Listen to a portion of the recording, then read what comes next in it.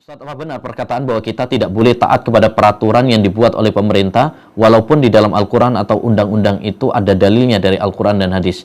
Contoh, kita tidak boleh sholat di rumah diniatkan karena mengikuti peraturan pemerintah, tapi kita sholat di rumah diniatkan karena memang ada dalil dari hadis dan ijma' ulama. Syukran Ustaz, semoga Allah memberikan pahala besar kepada Ustaz. Taat kepada pemimpin itu ada 3 macam.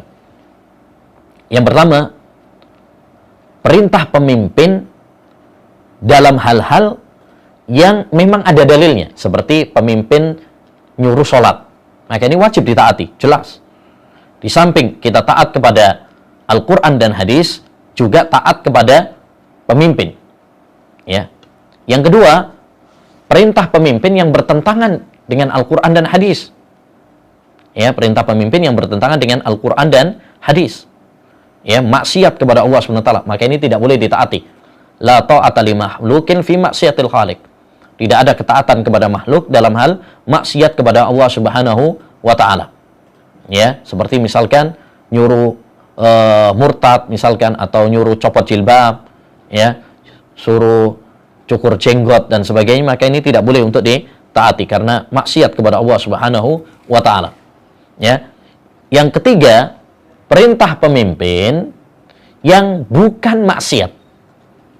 Ya, bukan maksiat, tapi juga tidak ada dalilnya. Misalkan aturan-aturan lalu lintas, aturan nikah harus dicatat di KUA, itu nggak ada dalilnya. Nggak ada dalilnya. Ya, nggak ada dalilnya tentang peraturan lalu lintas, tidak ada dalilnya bahwa di zaman Nabi dulu ada pencatatan nikah. Tapi itu bukan maksiat. Ya, itu bukan maksiat. Maka dalam hal kondisi seperti ini, wajib bagi kita juga untuk mentaatinya. Sesuai dengan firman Allah, ya ayyuhalladzina amanu athi'ullaha wa athi'ur rasul wa ulil amri minkum. Wahai orang-orang yang beriman, taatlah kepada Allah, taatlah kepada Rasul dan ulil amri.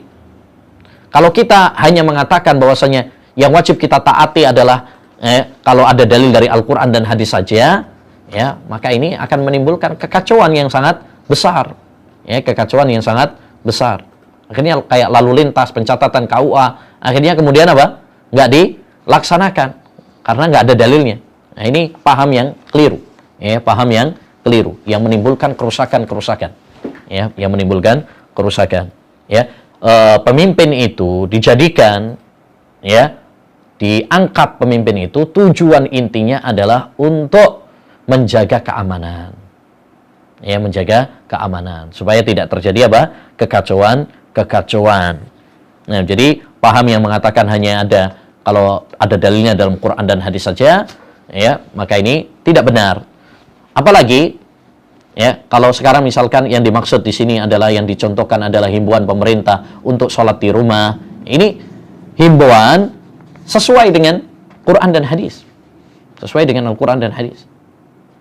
Ya, kenapa? Karena Al-Quran dan hadis mengajarkan kepada kita juga untuk menghindari dari mara bahaya. Melarang kita dari menjerumuskan diri kita kepada bahaya. Allah berfirman, "Wala tulqu biaidikum ila tahluka." Janganlah kalian menjerumuskan diri kalian kepada kebinasaan. Itu dianjurkan di dalam agama. Ya. Jadi bukan hanya pemimpin saja. Agama kita juga melarang demikian. La dharara wa la dirar. Dan alhamdulillah, pemimpin itu bukan melarang kita untuk sholat, cuma dipindah, ya, dari di masjid, ya, karena potensi pengumpulan itu membahayakan, diganti di rumah. Jadi bukan melarang sholatnya.